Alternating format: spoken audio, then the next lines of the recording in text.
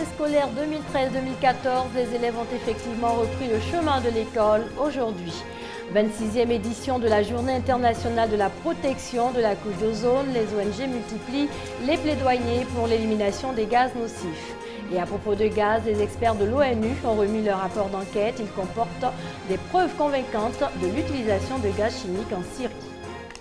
Bonsoir à tous et bienvenue dans cette édition. Aujourd'hui 16 septembre, après 3 mois de vacances, retour sur les bancs pour les élèves du primaire et du secondaire. Une rentrée des classes couplée de la distribution gratuite de kits scolaires aux élèves. L'ambiance de ce premier jour de classe avec Hamza Diaby. 930 heures, soit 31 semaines effectives de cours. Voilà le temps que doit durer l'année scolaire 2013-2014 en Côte d'Ivoire. Ce pari, Kandia Camara veut le réussir, aidé en cela par l'ensemble des acteurs du système éducatif. Ce lundi, jour de rentrée sur l'ensemble du territoire national, la ministre de l'Éducation nationale et de l'enseignement technique est venue souhaiter la bonne reprise à quelques élèves. Soyez tous les jours à l'école, venez en classe, à l'heure, travaillez, suivez les cours, écoutez les consignes, non seulement de vos enseignants, mais du personnel d'encadrement, de madame le proviseur. Soyez sages, soyez respectueux, toujours propre comme vous l'êtes aujourd'hui. Vous êtes beau et belle. Message bien perçu par les apprenants, visiblement heureux de regagner les classes. Je suis venue aujourd'hui effectivement pour commencer les cours et tout s'est bien déroulé. Jusqu'à présent, on comprend bien les cours, on se retrouve bien dans ce premier jour de la rentrée. Nous avons l'agréable surprise de constater que tous les enseignants sont là, les élèves aussi sont là, les parents ont compris le message de Madame le ministre. Quand on dit la rentrée le 16 septembre, c'est le début effectif des cours. La rentrée scolaire concerne également les tout-petits. Ici, à l'école primaire Selmer, Camp de Vridi, ce lundi est jour de démarrage effectif des cours. Une situation qui réjouit les syndicats d'enseignants. Nous avons lancé l'appel à nos camarades qui ont répondu. Les enseignants sont à l'école. Les élèves ont répondu également. Les parents, vous l'avez vu, ils sont venus nombreux pour accompagner leurs enfants. Tout le monde est mobilisé, ça veut dire que l'école a effectivement repris. Plus loin, au groupe scolaire régional de Trècheville, qui a fait peau neuve, même son de cloche, les élèves sont en classe. Pour cette année, par la grâce de Dieu, il n'y a pas eu de problème. Nous demandons de l'aide à l'État, aux partenaires. L'école maternelle n'est pas du tout ça. C'est le bureau d'un des directeurs transformé en école maternelle. Avec cette distribution gratuite de kits scolaires aux élèves, l'année scolaire 2013-2014 vient de démarrer. Elle prendra fin le 25 juillet 2014. Alors, la rentrée est effective. Pour que cette année scolaire 2013-2014 soit une réussite, les élèves doivent bénéficier d'un meilleur encadrement. Parents d'élèves et personnel éducatif sont alors invités à s'impliquer davantage. Franck Kouadio. Depuis ce lundi 16 septembre, la rentrée scolaire est effective en Côte d'Ivoire et les différents acteurs du système éducatif veulent cette fois trouver solution aux facteurs sources de mauvais résultats. Et le mauvais encadrement figure en bonne place. C'est au cours d'une conférence qui a réuni fondateurs, enseignants et parents d'élèves que Landry Couillot, juriste et consultant, a sensibilisé les parents sur la nécessité d'envoyer leurs enfants à l'école et de les suivre après les classes. Il faudrait qu'ils puissent comprendre que la responsabilité de construire et de réaliser citoyens n'incombe pas simplement au personnel éducatif, mais surtout à leur responsabilité. Des efforts pour plus d'enfants mieux encadrés, le personnel éducatif marque son adhésion. L'éducation de nos enfants doit être partagée par tout le monde. Il ne sert à rien de confier son enfant à un formateur sans le suivre à la maison. L'école ne s'arrête pas à 16 heures à la fermeture de l'école. L'éducation continue à la maison. Il faut arriver à aider nos enfants à travailler à la maison, à apprendre leurs leçons, à faire leurs devoirs de façon à ce qu'ils puissent atteindre l'excellence. Savoir-être en plus du savoir-faire, deux axes à prendre désormais en compte. L'école devrait ainsi remplir totalement sa fonction. Journée internationale de la protection de la couche d'ozone. On le sait depuis des années, les gaz provenant des climatiseurs, réfrigérateurs et pesticides mettent à mal la couche d'ozone. Cette année encore, les plaidoyers se multiplient en faveur de leur élimination totale. Laetitia Manglé. En Côte d'Ivoire, posséder un réfrigérateur ou même un climatiseur n'est plus un luxe. La très chaude température de la zone tropicale qui abrite le pays est l'une des causes de la dépendance de nombreux Ivoiriens à l'air conditionné. Au bureau, on n'a pas le choix. Quand il y a le climatiseur, on peut mieux travailler, on se sent mieux à l'aise. Je pense que le climatiseur est très important pour l'amélioration des performances en raison de la température ivoirienne qui est chaude. On ne peut pas mieux réfléchir avec la chaleur. Consommer des aliments glacés, vivre au frais, c'est agréable, mais non sans conséquences. Les appareils électroménagers importés d'Europe sont pour la plupart alimentés de gaz nocifs à l'environnement. Depuis le 1er janvier 2010, il est interdit d'importer le gaz qu'on appelle le chlorofluorocarbone. En deux termes, c'est ce qu'on appelle ici le fréon, notamment le fréon 12 qui alimente les frigos, qui permet également de fabriquer les aérosols et également les mousses. La couche d'ozone est donc menacée, avec elle la vie des êtres vivants sur Terre, exposés aux rayons solaires ultraviolets. Une situation qui préoccupe le ministère de l'Environnement, qui toutefois prend des mesures. Il y aura substitution de gaz qui détruit la couche d'ozone par d'autres nouveaux gaz. Et pour cela, il faut former les techniciens du froid. Nous formons également les agents de douane qui, en fait, procèdent au contrôle des importations pour éviter le trafic illicite des gaz-là qui sont prohibés. La 26e journée internationale de la protection de la couche d'ozone a été marquée en Côte d'Ivoire par une série de conférences et de sensibilisation sur l'utilisation de gaz de substitution et d'engrais naturels dans le secteur agricole. La couche d'ozone menacée, l'eau non plus n'est pas épargnée. La crise de l'eau en Afrique, le sujet était au centre d'un forum régional. La Côte d'Ivoire, le Bénin et le Togo doivent proposer in fine les recettes pour une meilleure gestion de l'eau potable en Afrique de l'Ouest. Juliette Ouéa.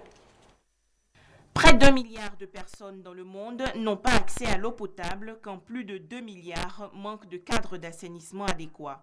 Selon les experts, la crise de l'eau dans de nombreux pays n'est pas due à un manque de ressources, mais à des déficits de gouvernance. Et les États ayant en partage le bassin du Niger ne sont pas en reste. 3 de ses membres, dont la Côte d'Ivoire, le Bénin et le Togo, appuyés par le réseau Water Integrity Network, le WIN, tentent de résoudre la crise de l'eau en Afrique de l'Ouest. Quand nous prenons le cadre de la Côte d'Ivoire, on a un manque d'eau dans certaines régions. Il y a des gens qui se branchent sur le réseau pour distribuer de l'eau de façon parallèle. Nous devons gérer la ressource de telle sorte que tout le monde puisse bénéficier de l'eau en quantité et en qualité. À travers les OMD, le Bénin est environ à 64% de taux de desserte. Les objectifs chez nous, c'est 67,3%. Actuellement, on peut estimer le taux de desserte en eau potable à 45%. Vous voyez que le déficit est encore grand, ce qui justifie les efforts que le gouvernement du Togo est en train de mener dans le secteur de l'eau et de l'assainissement aujourd'hui. 5 jours durant, les experts ivoiriens, béninois et togolais vont tenter d'apporter des solutions aux problèmes liés à l'eau et à leurs répercussions sur le développement durable dans la sous-région. L'atelier sous-régional de renforcement des capacités des acteurs de l'eau, faut-il le rappeler, intervient après le premier forum mondial sur l'intégrité de l'eau tenu aux Pays-Bas en juin dernier. Puisque nous y sommes, restons dans les eaux pour parler de pêche. Des initiatives sont prises pour redynamiser le secteur. À l'issue d'un atelier, des experts recommandent l'accroissement des investissements privés dans 7 pays d'Afrique. Thomas Guessambi. État des lieux, mise à jour et amélioration des cadres juridiques relatifs aux investissements privés et autres mesures fiscales facilitant le développement de la pêche. Seul canevas objet d'étude. Objectif, contribuer à accroître ou stimuler les investissements privés dans 7 pays d'Afrique de l'Ouest à façade maritime. Ce 16 septembre, au ministère des Ressources animales et halieutiques, il était question de restitution des résultats de cette étude. L'étude met en évidence la nécessité de développer le secteur des pêches par des investissements à échelle nationale comme internationale. Et cet investissement doit être orienté aussi bien vers la gestion et la conservation des ressources halieutiques que vers l'exploitation pour créer des richesses pour aujourd'hui et pour demain. À l'occasion, le ministère en charge de la question s'est félicité de la réalisation d'une telle étude qui va contribuer à améliorer les capacités à obtenir et à analyser les données pour convaincre l'État à investir davantage dans le secteur de la pêche. Jusqu'à ce jour, la pêche demeure artisanale en Côte d'Ivoire avec un niveau d'activité de 63%. Le secteur des ferrailleurs n'est plus la chasse gardée des hommes. Les femmes également ont investi l'activité de récupération de carcasses de matières métalliques. Près de 800 femmes qui exercent dans un univers parfois hostile. Franck Quadio.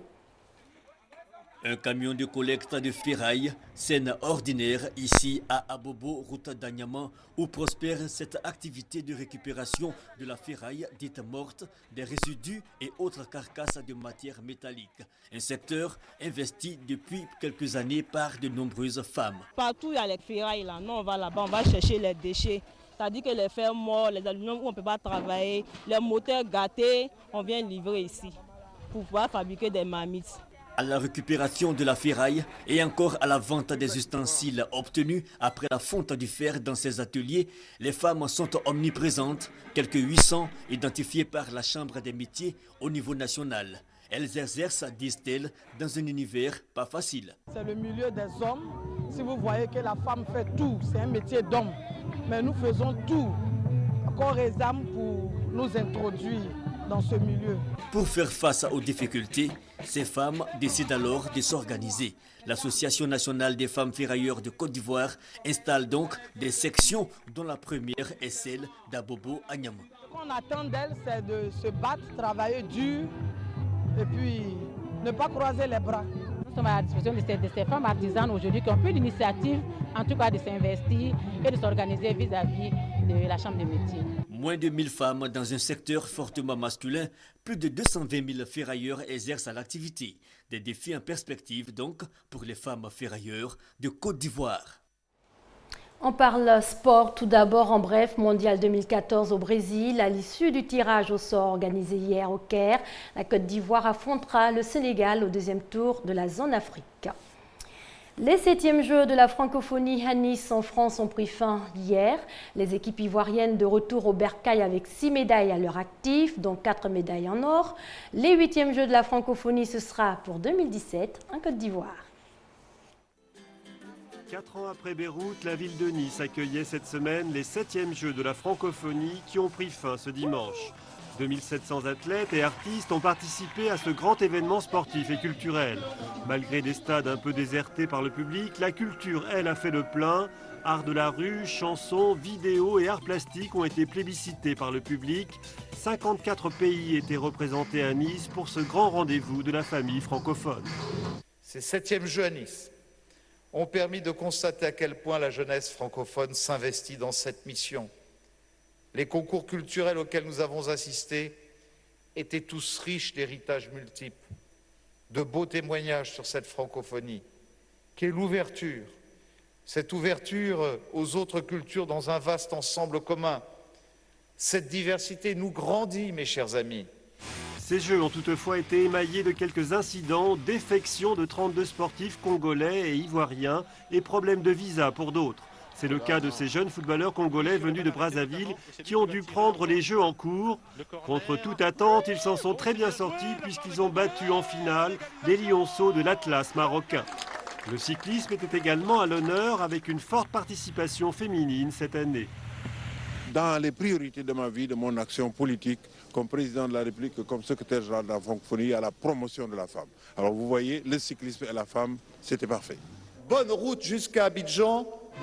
Le drapeau de la francophonie quittera les rives de la Méditerranée pour rejoindre en 2017 celle de la Côte d'Ivoire. Le ministre ivoirien des Sports a remercié les pays francophones pour leur confiance. Et en images, au Mali, malgré la mise en place d'un gouvernement, la situation reste toujours tendue dans le nord du pays. Hier dimanche à Kidal, un convoi du gouvernement a essuyé des jets de pierre.